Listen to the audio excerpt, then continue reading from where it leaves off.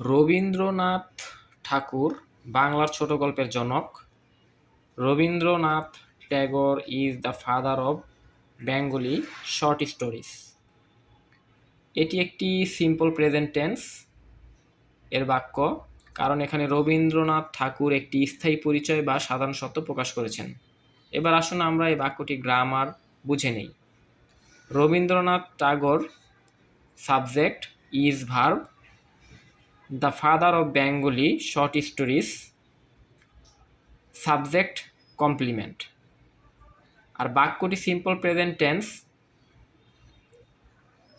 কারণ এটি একটি সাধারণ সত্য স্থায়ী পরিচয় প্রকাশ করেছে।